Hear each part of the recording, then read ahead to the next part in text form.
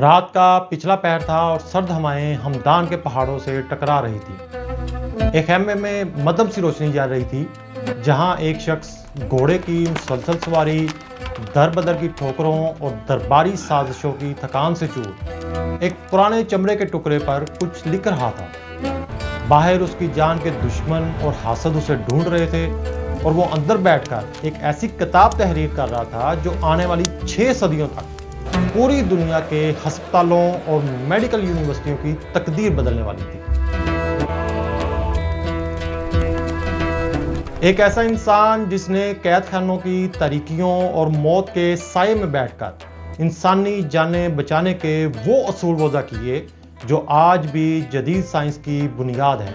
جب یورپ جہالت کے گہرے اندھیروں میں ڈوبا ہوا تھا، تب مشرق وسطیٰ میں علم کا ایک ایسا ستارہ طلوع ہوا جسے دنیا ابن سینا کے نام سے جانتی ہے۔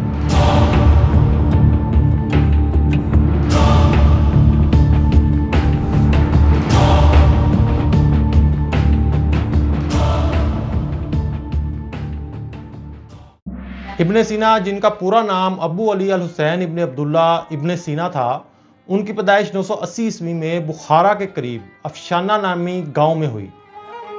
ابن سینا ایک ایسے گھرانے میں پیدا ہوئے جہاں علم کی قدر کی جاتی تھی۔ ان کے والد ایک اعلیٰ سرکاری عہدیدار تھے اور ان کا گھر اکثر اس وقت کے بڑے بڑے دانشوروں اور فلسفیوں کی بحث و مباحثے کا مرکز بنا رہتا تھا۔ اس ماحول نے ننھے ابن سینا کے اندر تجسس کی ایک ایسی آگ بھڑکا دی جو مرتے دم تک نہ بجھ سکی۔ بچپن ہی سے ان کی یادداشت اور سیکھنے کی رفتار ناقابل یقین تھی۔ ریاضی، ہندسہ، منطق اور اسلامی فقہ پر انہوں نے چند ہی سالوں میں مکمل عبور حاصل کر لیا۔ کہا جاتا ہے کہ جب وہ کوئی پیچیدہ مسئلہ حل نہ کر پاتے تو مسجد چلے جاتے، نماز پڑھتے اور خدا سے دعا کرتے کہ ان پر علم کے دروازے کھولے جائیں، اور پھر گھر آ کر سو جاتے، یہاں تک کہ خواب میں ان پر اس مسئلے کا حل آشکار ہو جاتا۔ جب ان کے والد نے دیکھا کہ ابن سینا میں سیکھنے کی بے پناہ لگن ہے تو انہوں نے اس دور کے مشہور استاد عبداللہ ناتلی کو اپنے بیٹے کی تعلیم کے لیے مقرر کیا۔ لیکن حیرت کی بات یہ تھی کہ صرف چند سالوں میں ابن سینا نے منطق اور ریاضی میں اپنے استاد کو پیچھے چھوڑ دیا۔ کئی بار ایسا ہوتا کہ استاد کسی سوال پر الجھ جاتے اور نو عمر ابن سینا انہیں اس کا جواب سمجھاتے۔ لیکن ہر عظیم دماغ کو زندگی میں کسی نہ کسی بڑی رکاوٹ کا سامنا کرنا پڑتا ہے۔ ابن سینا کے لیے یہ رکاوٹ یونانی فلسفی ارسطو کی کتاب ما بعد الطبیعیات تھی۔ انہوں نے اس کتاب کو 40 بار پڑھا، یہاں تک کہ اس کے الفاظ انہیں زبانی یاد ہو گئے، لیکن اس کا اصل مطلب ان کی سمجھ سے باہر رہا۔ وہ مایوس ہو چکے تھے کہ شاید وہ اس علم کو کبھی نہیں سمجھ پائیں گے، لیکن پھر ایک دن ایک بازار سے گزرتے ہوئے انہوں نے ایک غریب کتب فروش سے چند درہم میں ایک چھوٹی سی کتاب خریدی۔ یہ مشہور مسلم فلسفی الفارابی کی لکھی ہوئی ارسطو کی اسی کتاب کی تشریح تھی۔ جب ابن سینا نے اسے پڑھا تو اچانک تمام الجھنیں سلجھ گئیں، ان کے ذہن کے بند دروازے کھل گئے۔ خوشی کے مارے انہوں نے اگلے دن غریبوں میں بے تحاشا صدقہ تقسیم کیا۔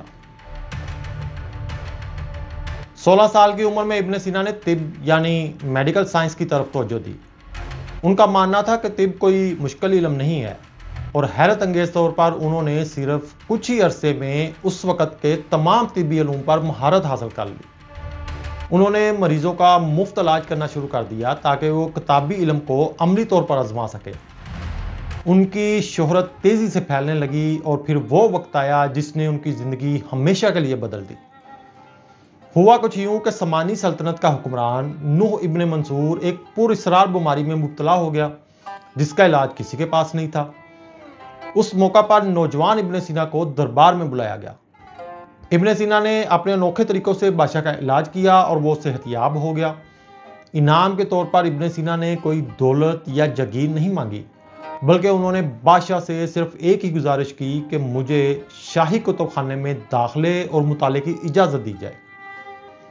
یہ سامانیوں کا عظیم الشان شاہی کتب خانہ تھا، ایک ایسی جگہ جہاں دنیا بھر سے نایاب کتابیں جمع کی گئی تھیں۔ ابن سینا خود لکھتے ہیں کہ میں نے وہاں ایسی کتابیں دیکھی جن کا نام اس سے پہلے بہت سو نے نہیں سنا تھا، اور نہ ہی میں نے اس کے بعد کبھی وہ کتابیں دیکھی۔ میں نے ان کتابوں کا مطالعہ کیا اور ہر مصنف کے علم کا نچوڑ اپنے اندر سمو لیا۔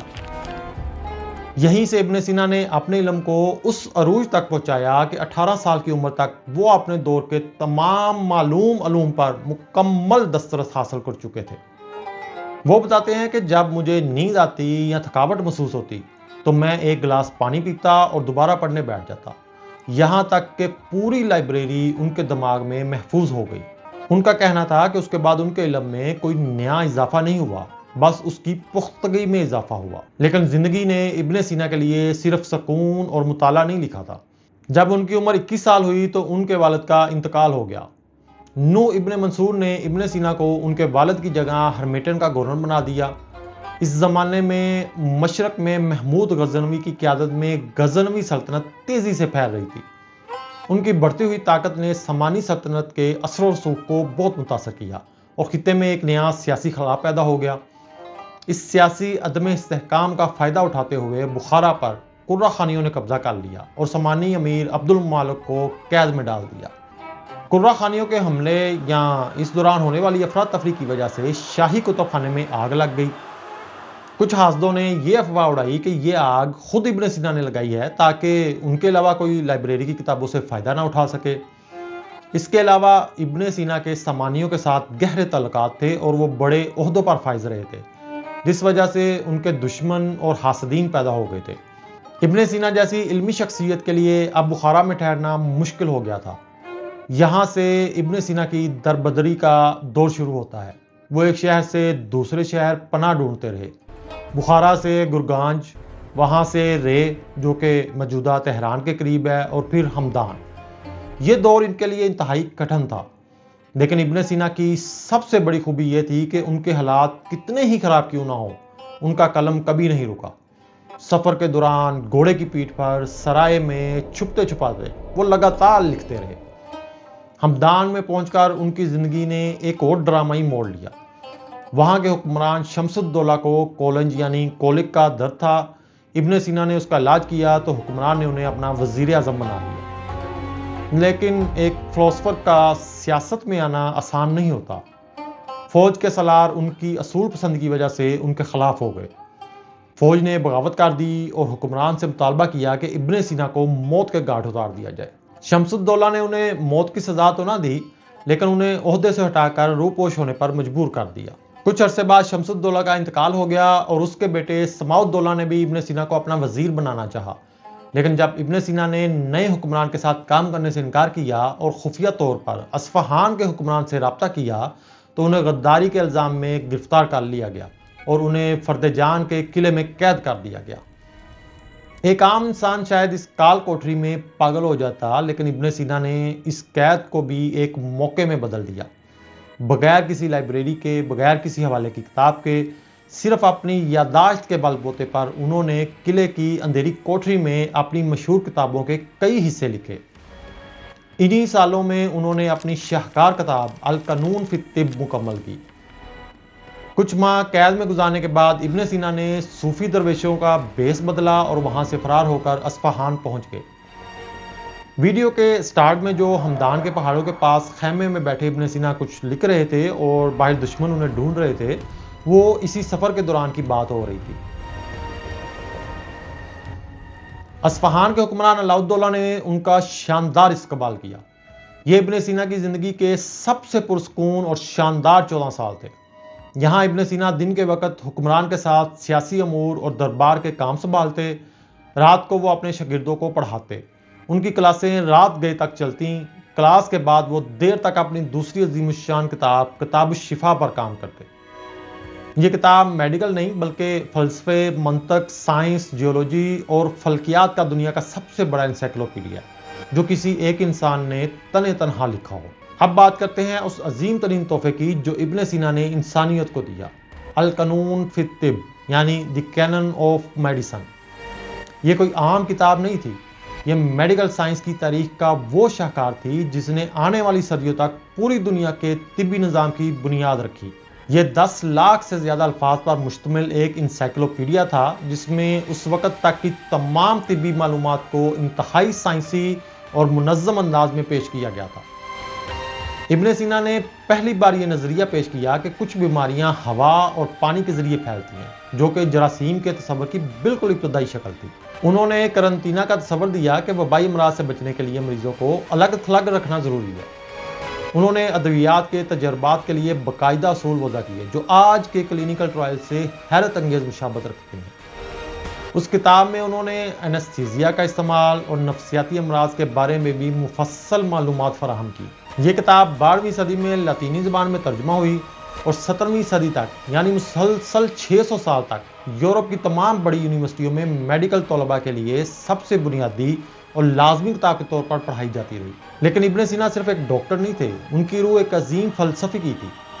ان کی دوسری سب سے بڑی کتاب کتاب الشفا ہے، جو بیماریوں کا نہیں بلکہ روح اور ذہن کا علاج ہے۔ یہ علم اور فلسفے کا ایک ایسا سمندر ہے جس میں منطق، ریاضی، جیومیٹری، فلکیات اور ما بعد الطبیعیات پر تفصیلی بحث کی گئی ہے۔ ابن سینا کی زندگی ایک مشین کی طرح تھی۔ ان کے شاگرد اور سوانح نگار ابو عبید الجزجانی لکھتے ہیں کہ ابن سینا کے دن کا آغاز بہت جلد ہوتا۔ وہ صبح سویرے وزیر کی حیثیت سے ریاستی معاملات چلاتے، دوپہر میں مریضوں کا معائنہ کرتے اور رات کو دیر تک اپنے شاگردوں کے ساتھ علمی نشستیں جماتے۔ ان نشستوں میں بحث و مباحثہ ہوتا، کتابیں لکھی جاتی اور بعض اوقات موسیقی اور شاعری سے بھی لطف اندوز ہوا جاتا۔ ابن سینا ایک بھرپور زندگی جینے کے قائل تھے۔ ان کا ماننا تھا کہ زندگی لمبی ہونے سے زیادہ چوڑی اور گہری ہونی چاہیے۔ ان کے اسی طرز زندگی اور مسلسل کام کی وجہ سے بالآخر ان کی صحت جواب دینے لگی۔ اپنی زندگی کے آخری سالوں میں جب وہ اصفہان کے حکمران کے ساتھ ایک فوجی مہم پر تھے تو انہیں آنتوں کی شدید بیماری نے آ گھیرا۔